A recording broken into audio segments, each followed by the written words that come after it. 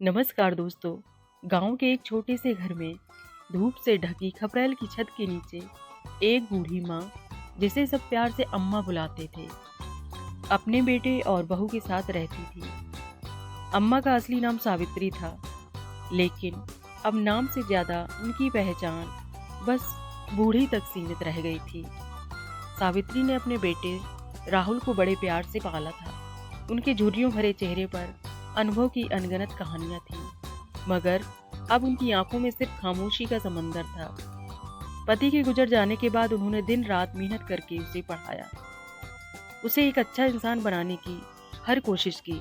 लेकिन वक्त के साथ जैसे राहुल बदलने लगा था, शादी के बाद तो मानो अम्मा की जिंदगी ही बदल गई। शादी के पहले कुछ महीनों तक सब कुछ ठीक था।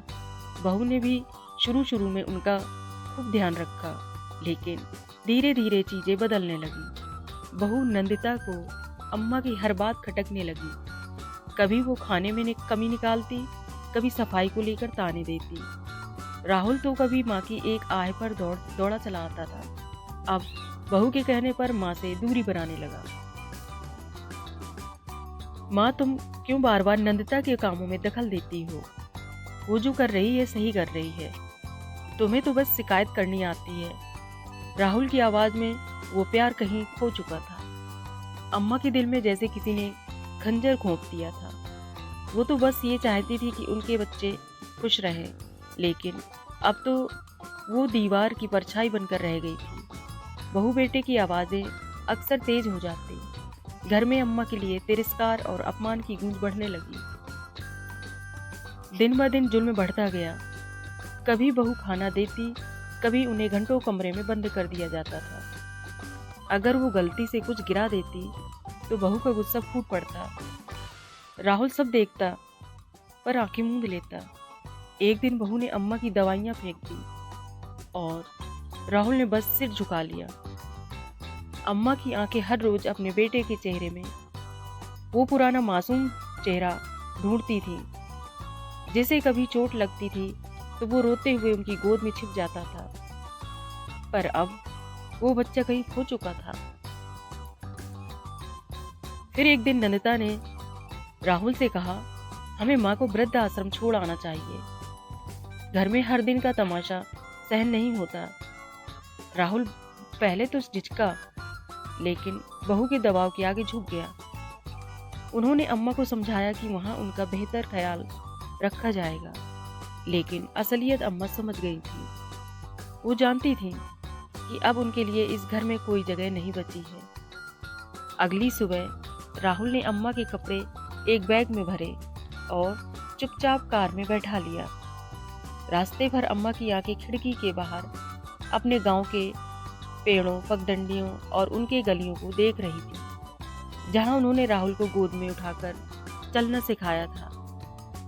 वृद्धाश्रम की सफेद दीवारों के अंदर अम्मा को बैठाकर राहुल ने औपचारिकताएं पूरी की। जाते वक्त उसने कहा, माँ, आप यहाँ खुश रहेंगी, हम मिलने आते रहेंगे। अम्मा बस मुस्कुरा दी। वो जानती थी कि वे एक झूठा वादा है। राहुल ने जाते वक्त पीछे मुड़कर नहीं देखा। वृद्धाश्रम के आंगन में बैठी अम्मा ने अपनी सूखी आंखों से आसमान की ओर देखा। शायद ऊपर कहीं उनका पति उनकी पीड़ा देख रहा था। उन्होंने अपनी कांपती उंगलियों से अपने आंचल को कसकर पकड़ा और पहली बार फूट फूट कर रो पड़े। समय बीतता गया, लेकिन राहुल कभी मिलने नहीं आया। वृद्धाश्रम में कई दूसरी माताएं थीं, जिनकी कहानियां भी अम्मा की तरह दर्द से भरी थीं। धीरे धीरे अम्मा ने अपनी पीड़ा को अपना सहारा बना लिया। वो दूसरी बुजुर्ग महिलाओं की मदद करने लगी, उनके आंसू पोंछने लगी। एक दिन जब वृद्धाश्रम के बगीचे में बच्चे फूल तोड़ने आए, अम्मा ने देखा कि एक छोटा लड़का गिर गया और उसके घुटने छिल गए। अम्मा ने उसे गोद में उठाकर अपने आंचल में उसका खून पोंछा। वो मासूम बच्चा अम्मा की गोद में सिर छुपाकर रोने लगा, जैसे राहुल कभी रोता था। उस पल अम्मा की आंखों में एक नई चमक आ गई। उन्होंने समझ लिया कि ममता की कोई सीमा नहीं होती है। अगर उनका बेटा उन्हें छोड़ गया तो क्या हुआ? वो सब बाकी बुजुर्गों और बच्चों की अम्मा बन गई थी। सावित्री की जिंदगी में दर्द और तिरस्कार ने भले ही घर कर लिया था, लेकिन उन्होंने उस दर्द को प्यार में बदलने की ताकत ढूंढ ली थी। उनका दिल अब भी उम्मीद की लौ जलाए हुए था। शायद एक दिन राहुल और लौट आए, शायद एक दिन उसका मन बदल जाए, पर तब तक अम्मा की गोद उन बच्चों के लिए खुली थी जिन्हें ममता की ज़रूरत थी, और उनकी मुस्कान उन बुजुर्गों के लिए थी जो अपनी कहानियों को सुनाने के लिए एक सच्चे दिल की तलाश में थे। क्योंकि अम्मा ने समझ लिया था, माँ का दिल कभी बूढ़ा नहीं होता, वो बस प्यार देना जानता है, चाहे दुनिया कितनी भी बेरहम हो और बेरहम क्यों ना हो जाए। दोस्तों, इस बूढ़ी माँ के लिए आपके क्या विचार हैं? कमेंट्स के माध्यम से अपने विचार साझा करें। माँ की कहानी को लाइक और शेयर करो। Thanks for watch.